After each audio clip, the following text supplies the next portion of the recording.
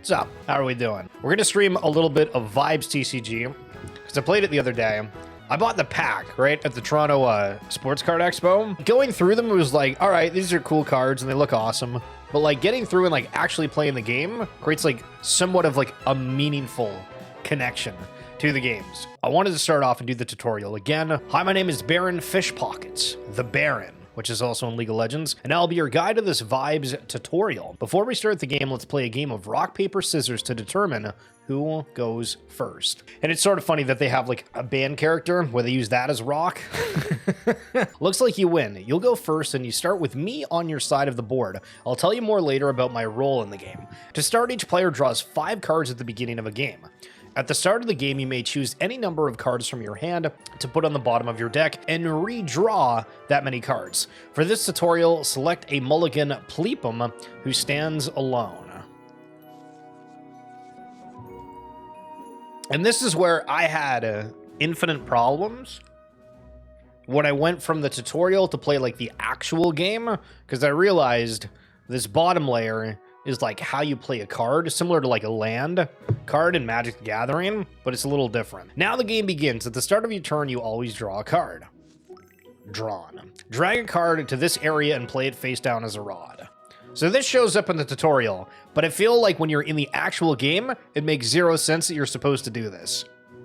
At least in like a first time trial. Nice, you can play up to 1 rod per turn. Phenomenal. And fishing rods produce a resource called fish that lets you play penguin cards from your hand. Now that we can produce some fish, let's play Flying Penguin. Drag Flying Penguin into this area to play it. And so you can only do stuff based off of the top of how many rods. It's very much like Magic the Gathering of you have your land cards of fire, water, whatever. Check out this penguin you played. It's got a vibe of 2. The bigger the vibe, the better it is. And so at the end of each of these turns, there is a vibe check. To produce the fish needed to play your penguin cards, your rods will flop. AKA they turn sideways like this. Rods can't be used again until they're unflopped. That's everything you're going to do for this turn. Click pass to turn to let your opponent take a turn. Okay. You gotta also judge the soundtrack. I feel one thing that I've gotten like super into is any video game, movie, TV soundtrack. Just having the ambiance.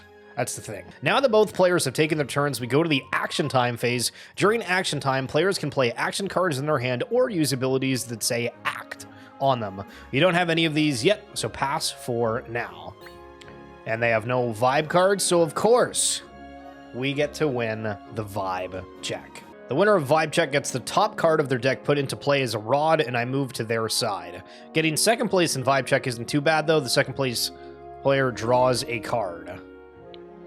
So would you rather have a card drawn, or would you rather have a rod on the phase, or on the phase, the mat, the playing field? You won Vibe Check, so you get a rod. I'm also already on your side, so that's where I'll stay. Congratulations, you just completed 1 cycle. A cycle is a unit that contains both players' turns, action, time, and Vibe Check.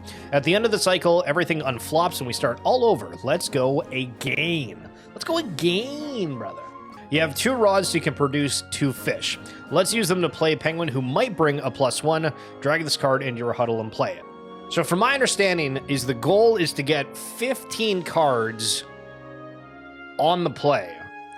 Now, I don't totally get what the point of like the vibe check is every turn, except for getting the Baron on your side if you win it, which is needed to win the game. So we'll see if the tutorial answers that. This penguin has an Enter the Huddle ability. It happens when this penguin enters your huddle.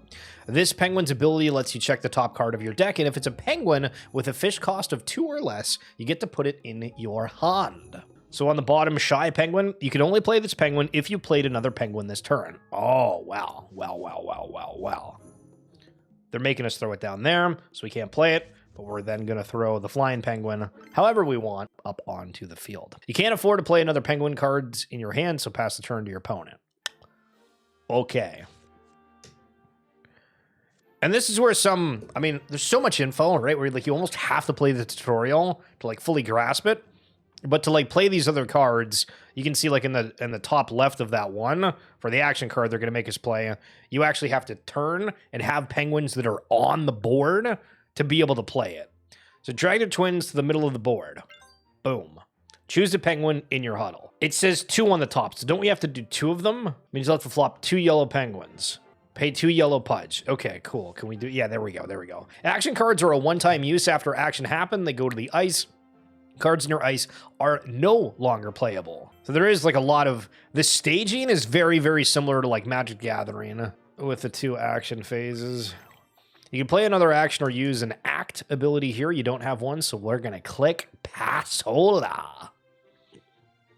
And then we got beat on the... Oh, you know what? No, I just clued into this. So when I'm yapping away on the Baron thing here, the reason the vibe check is more of a big deal is because you get a free card in play, because you can only play 1 rod per turn, and you need to get to like 15 cards on the field, right? So if you win the vibe check, you get a freebie. Ah, see, we're learning.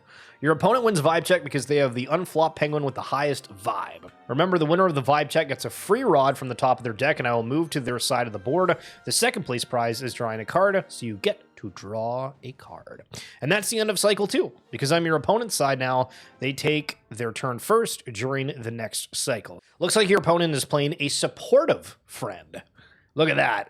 Get well soon. They brought balloons and everything. This penguin is not any color at all. This is a colorless penguin. Since colorless, which color is also spelled in the American way, by the way, penguins don't have any color. They don't produce Pudge of any color.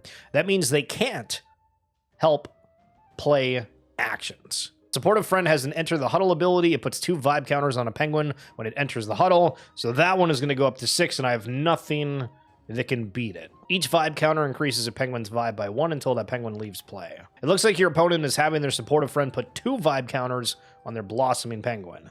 Oh, the pain and the suffering. Okay, so this is our turn. Do we get to play on our own, or are we going to be forced? It's your turn, draw a card, and start your turn. Okay, now we're making this one. So when this penguin enters the huddle, reveal the top card of your deck. If it's a penguin card with a fish cost 2 or less, draw it. If not, put it on the bottom of your deck. So we're going to look on the deck. It's 2 or less. Nice. Then we're going to throw that here, and then we're going to have to play this one. Choose a penguin with a vibe 2 or less, ice that penguin, and ice this penguin. Okay, but that's only for the act, so we can just play it normally. Daydreaming Penguin is also an ability, but it's an act. These can't be used right away, so we're going to use it in a momentaro. Action time. We can play this card, which is going to give us a +2, but that still doesn't beat their 6. And then they're going to put 2 vibe counters on the one that's not the lead. Why in the world would they ever do that? Oh, because it's... Okay, because that one's turned. And so when they go into the vibe check, that card is not going to be used because it's turned, it's activated, whatever. So this one is going to go. And clearly they realize that I don't have anything that could beat it. But if I act and discard the 1 card and give the 2 counter, then I can match it on the vibe check and we'd be tied. Let's respond. Click on Daydreaming Penguin to use its ability.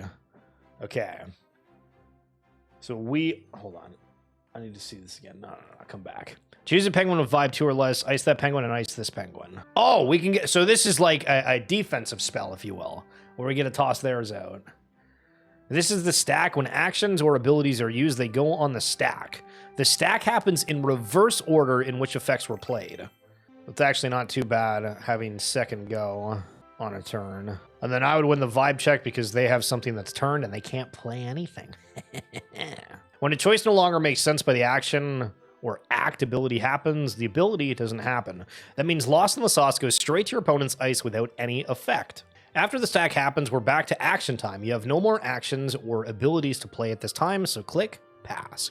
You win this vibe check because you have the unflopped penguin with the highest vibe. Free rod coming your way. Banger.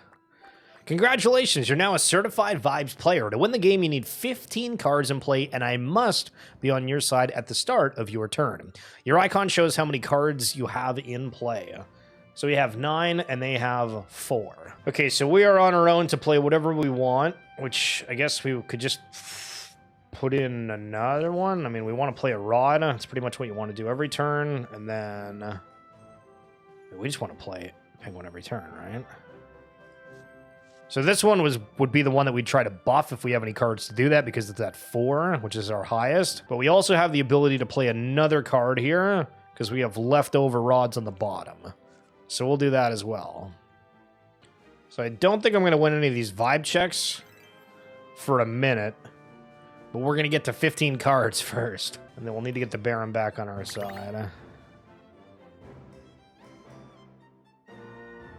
And again, each of these penguins somebody like actually owns, which is sort of interesting.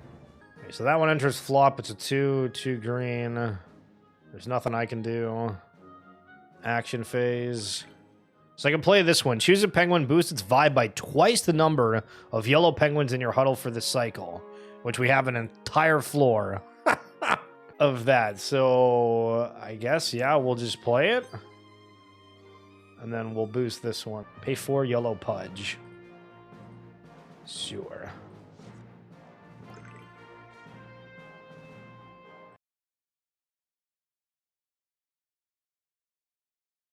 And this is my turn. This is the biggest thing that like I didn't understand with the tutorial, is because it doesn't give you like any flashes of like, okay, you can play a card right now, but like we can play a card right now. So put it down and then boom. All right, we're at 14. And then we can play this one, which would end up hitting 15. But so we'll play that one. It's at 16. And then once we do the vibe check and then win that, then it's like GG. Assuming they can't hit 16 to match the Plepum. But this one, reveal the top 3 cards of your deck, put all the yellow cards, and reveal your hand. Put the red. I don't need to use that right here. I think we've just won off of this. And again, this is the tutorial, so don't think that I'm some magical, mystical being on the vibes floor. Then it should pop up saying we won. Yeah. Hear the little toot. Phenomenal. Nice. Nice. And then so with doing that, you end up getting a like starter deck. So on the bottom here, you can see like the green starter deck. And they have like a store. It's very similar to the way the Pokemon is, where from just playing, you're able to get gold bars, whatever else, but you're also able to buy gems if you want to. And then you can buy prearranged decks or the lovely cosmetics, which I guess they don't have any right now. And then those are what the gems look like.